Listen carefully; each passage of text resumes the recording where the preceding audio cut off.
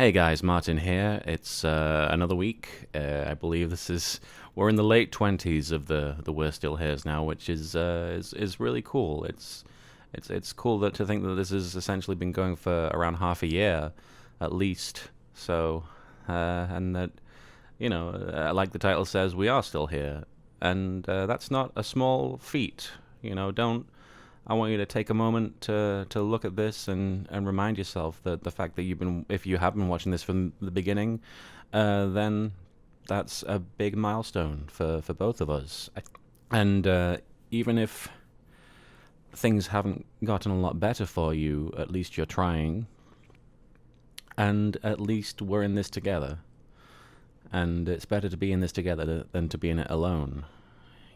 For those of you who don't know, this is my series on depression. I personally have been suffering from depression. It's been better recently. It's been easier to cope with, and not in no small part thanks to doing this video diary series and in going to therapy and having the help of my friends and loved ones. And but I started this series because I wanted to share my feelings and to hopefully help other people who were going through maybe not an identical experience, but an experience that was similar enough that you need to see it. It's one of those things. Depression is one of those things that until you're able to really see it for what it is, it's hard to confront it. And I apologize. There's a lawnmower going on out there, I think. But speaking of things I can't see or confront, I don't want to confront that lawnmower. It would kick my butt. But depression isn't going to kick my butt, and it's not going to kick your butt. And one of the reasons I'm doing this series is so that hopefully it helps us to understand the feelings we're going through, and maybe not necessarily beat them as a result of these videos, but at least set us both on the path towards recovery. And so that's what this is, and this week, something makes me happy. Conventions are a big part of my life. If you've been following me even on and off for the last 5-6 years or so, you'll know that conventions are a big part of my timetable, yearly timetable, because I tend to disappear for weekends, weeks sometimes, flying off to different parts of the world, just guesting at various different conventions. And it's been a constant thing, not so much recently because of my health problems and because of depression as well. It's been stressful, but it's been a relatively constant thing for the last half a decade, since 2009, late 2009. I talked about it, I believe, in the first We're Still Here. But one of the first ever conventions I went to was Youmacon. Having said that, the first convention I guested at was Alcon, which I've also talked about, which is an English convention, British. I don't know which is the correct parlance, which is the correct term. People get very offended if you say the wrong thing when it comes to their home country, but I'm going to say English. Maybe it's a convention in the United Kingdom. And I went there in 2009, and it was a wonderful experience. Everyone made me feel so welcome, and I felt like I was putting everybody out half the time. They had me do like a Q&A right after the opening ceremonies, which was mind-blowing to me. They had me come out during opening ceremonies to introduce me as one of the guests, and the place erupted. And that was the first time I'd ever really sort of confronted the Yu-Gi-Oh! Abridged fandom, like, specifically, I guess. I don't want to say that everybody there was a Yu-Gi-Oh! Abridged fan, but everyone there was really happy to see me, and that was a strange feeling, because up until then I'd been kind of a shut-in. I'd I kept to myself. I struggled in social situations, and I still do.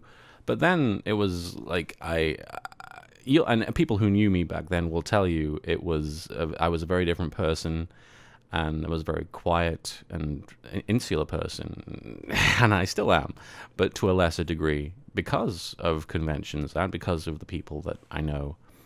But to see such a positive response was really, it was uplifting, and it was also intimidating. But, more than anything, it made a lot of the negative feelings that I had about myself and my self-worth go away. And, that's easy to say. It's easy to say, well, a huge crowd of people were clapping for me, and so, I didn't feel so bad about myself. But you can't get that on a very regular basis. It's not easy when you're feeling down in the dumps. One day, in the morning, you wake up and you feel like crap, and you're like, well, I think I'll go out and have people applaud for me. You can't do that. That's not easy, and it's not easy in general to have people applaud for you. It's obviously something. I was just in the right place at the right time. I was very lucky to make the videos that I did when YouTube was in its infancy, and as a result, people enjoy the videos, and they react to them, and then they see me and they're happy to see me. And that's not something that just anybody can do. That's not something that you can go out of your way to accomplish. So I can't recommend doing that. But for me, this is the part of the video where I talk about what makes me happy. So this isn't me telling you, well, if you want to deal with depression or negative feelings, go out there and be famous. That's terrible advice. That's terrible advice. 9 times out of 10, it will probably make things worse. But in this situation, at Alcon in 2009, and at YomaCon to a bigger extent, just because it was such a huge convention in comparison, the reception that they gave me was nothing short of incredible. And so that was one of those things that it changed me. And not just, not just people applauding, but people coming up to me and talking to me about, what the videos mean to them, and, what to a certain extent what I mean to them. And also meeting people like Team 4-Star, Linkara, the Nostalgia Critic, people, Kurboh, I met him at a later convention called MagFest the next year. I met people that, would change my life just because they were such good friends to me. And it was, it's that feeling that I held on to, at the time I didn't know if I would be going back to YomaCon or to Alcon. I didn't know if that was a one-time thing, if they just had people show up one year and then they were like, okay, you're done.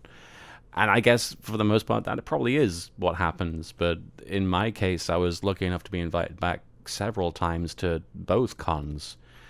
And a lot of people give me flack for doing so many cons, and quite right. It is something that only the people at the convention get to experience, which, if you don't get to be there, I can understand the frustration. That it's something that is a huge positive in my life. It's a huge, huge positive memory, and it continues to be for me. I'm going to YomaCon again this month, and I'm seeing a lot of old friends there. And that's what it is. I'm sure that's what it is to a lot of you who've been to conventions. It's a way of seeing friends and reuniting and uniting with people you may have never met, but you know online. And sometimes those are the best friends, because they understand a side of you that you don't show to people in real life. But to me, going to conventions has always been an attempt to recapture the feeling I had when I stood on stage and I just talked for a few hours, and I got, for some reason, an incredibly positive response, which isn't something you get every day. And it's my attempt to relive the memories of, hugging Lanny Pator or Kaiser Neko, or it's my attempt to recapture the memory of drawing a friendship symbol with everybody in Team 4-Star and a bunch of my other friends. And it's an attempt to relive the memory of every moment at every convention. Because some of them are more significant memories to me than, say, passing an exam at school or finishing a video or anything like that. Some of these conventions they're the milestones in your life that show that you're having a positive effect on somebody, even if you're not a guest, even if you're there as an attendee and you're surrounded by friends. That shows you that you're doing something right, because why else would you be there? Even if you go to a convention on your own, you're there to have a good time, and hopefully you do, and hopefully you make some friends. It's the great thing about a community. I'm not even specifying anime conventions, because if you go to a convention about something you're interested in, you're bound to meet a lot of people who have shared interests. And heaven knows I know nothing about anime, I say as I'm surrounded by Evangelion posters and Yu-Gi-Oh stuff in the background. But I don't know much about anime, but I know good people, and I've met a lot of good people at these conventions. Youmacon especially. So I'm looking forward to seeing them again. And that's why I do it. Because I wanna chase that memory and that feeling. And when it's gone, it sucks. But it comes back around again eventually. So I hope that at some point you get to experience that feeling. Even if it's not at a convention, you might have that same feeling just at a party somewhere. I can't handle parties just because it's a much smaller circle of people, and there's a lot more pressure on me. But I say that when sometimes I'm doing panels in front of hundreds and hundreds of people, but somehow that's easier than just going to a party and having to be, an interesting person, because I'm not. But yeah, conventions, those are pretty great. I went on vacation this past weekend. As I told you in a previous Whistle here, we went to Morro Bay.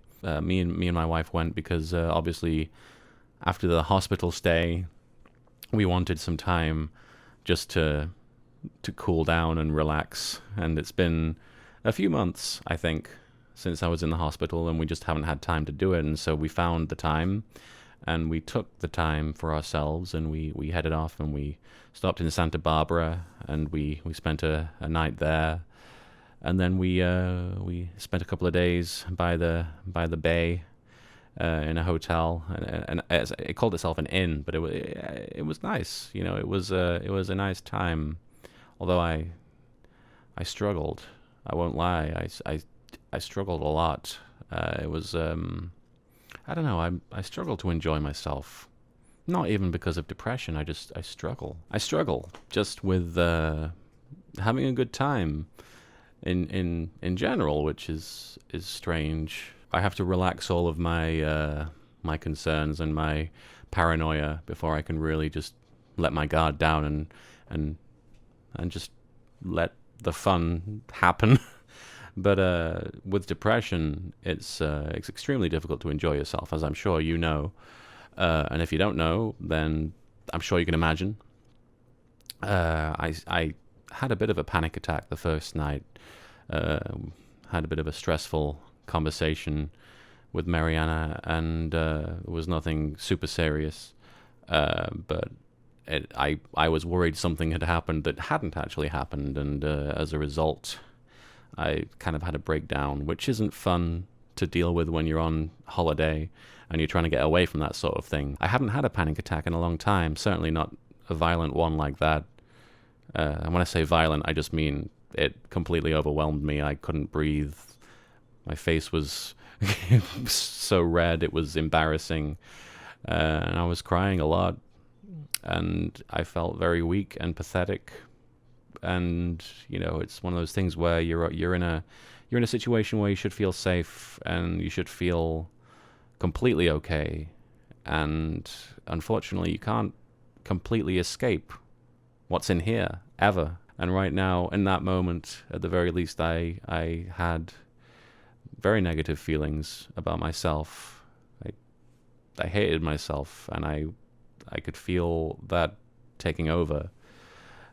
I took some medication, and I just calmed down, and Mariana talked me through it, which unfortunately not everybody has. Not everybody has somebody there to help them deal with it and walk them through the process of letting it do its thing. And one of my therapists that I went to told me that the best way to deal with a panic attack is to just let it happen and just accept that it's happening. And I don't know if that's the best way, but sometimes it's the only way. I felt like I was dying a little bit. And obviously I wasn't. And obviously I don't know of anybody that's ever died from a panic attack. I can't conclusively say that it's never caused that, but it's never, I don't think I've ever been in danger of having that happen. But it's not something you can easily walk away from or escape altogether. A panic attack is something that will come out of nowhere and will be completely merciless and will ruin what is meant to be a very nice time. As I experienced, I was on vacation. I was having a lot of fun. I was away from work. I was away from the computer, away from the internet, and I was with the woman I love, and we were just enjoying ourselves, and I broke down. I broke. It put a downer on the evening. It didn't put a downer on the entire trip. We still had fun, and I'm still glad that we did it. But it made it harder for me, and I'm sure it made it harder for Mariana. And that's the worst part of it sometimes, is that what we're going through ends up being something that somebody else is going through. And I hate that part of it. I hate that, everybody around me has to deal with what I'm going through now. I really hate that. I really wish I could just deal with it on my own, I was thinking about this last night. I was like, if only I could just be completely alone, this might be all right. Which doesn't make any sense. It doesn't make any sense whatsoever, because if I were completely alone, then nobody would be happy. I don't know. There is no logical solution to it, and that's the awful thing about a lot of the stuff that I talk about, and a lot of the stuff that I'm sure you're going through, is there is no, obvious solution. Medication can only help so much. Therapy can only help so much. You can only help so much. Things just have to work, and they don't very often. And panic attacks especially, I've dealt with on and off. This was the first one I've had in months, as I said, I think, and I thought I was done with them. But I don't know if I'll never be done with them. I don't know. But it's, it's nice to know that this was the first one, after a long reprieve. And if you're suffering a lot of panic attacks, then you have my sympathy. It's not easy. It's terrifying. I wish I could help. And I hope this is helping. Knowing you're not alone, like I said, being alone might stop other people from getting hurt or from being upset, but it'll also stop them from being happy, and it would stop you from being happy. So don't ever wish for that, and don't ever think that you're alone, because you are not. I don't just mean because, we're both going through this. I just mean because there are people who want you to be okay. There is at least one person, and as long as there's one person in this world that wants you to be okay, you deserve to be okay. And even, that person could be you. I know I want to be okay, so I deserve it, and one day I hope I will be, and I want you to be okay. And panic attacks are the worst. And I hope I don't have to deal with one for a while, but you never know. Can't promise anything about that. At the same time, I can promise you eventually you won't have to worry about them as much. Because either they'll become normal, a normal part of your life, which is horrible to think about. But I know people who are some of the most positive influences on me. I've talked about her before, Katie.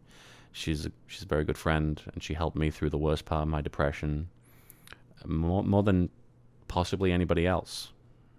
And she's always always happy. And I don't mean that she's never sad. I just mean that whenever I talk to her, she always is a bright spot in my life. But she deals with panic attacks too on a regular basis. And she doesn't let it defeat her. So don't let it beat you. Because you're a lot stronger than these feelings that you're having. Because they're just part of you. So how can something that's part of you be stronger than you? I guess that's logical. So yeah, panic attacks, not cool. That's it for another We're Still Here. I have to rush off and mail off a contract that I got sent while I was away. So I've filled that out and I have to throw that in the mail next week. What day will it be? It'll be the 19th, which is a day before Tales of Zestiria comes out, which I'm really excited about. I don't know if you guys like the Tales video games, but that's really exciting.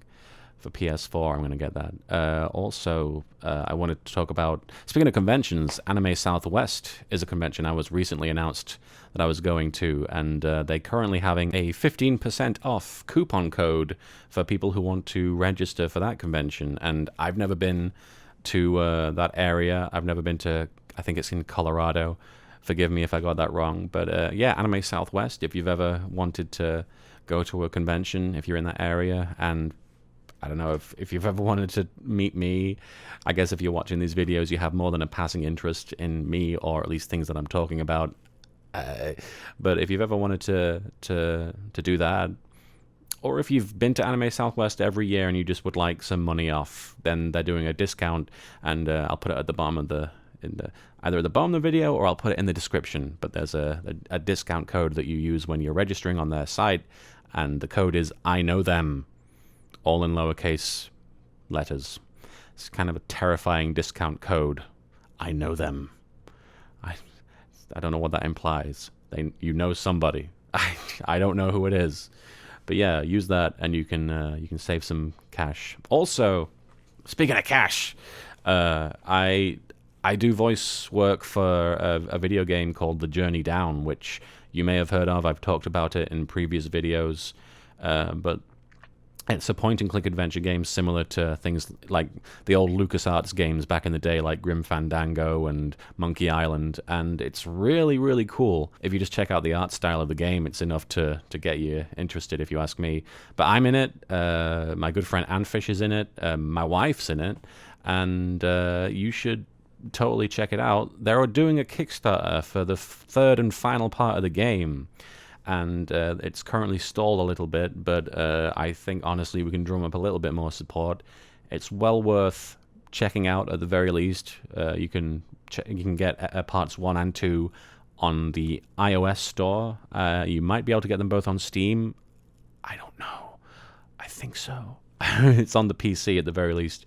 But yeah, check out their Kickstarter for part 3, because it would be great to see the story told, even if I'm not in it. If my character isn't in the third part, I don't know. But it would be really cool to see the developers get to tell the story that they want to tell, and to tell it the way they want to tell it, with the money that they could potentially raise with Kickstarter. So, yeah, please look into that. But aside from that, we're still here for this week. Bit of a long one, I apologize. But I had some things to say, so... And I hope that this week treats you well. And I hope you're doing okay. So take care, okay?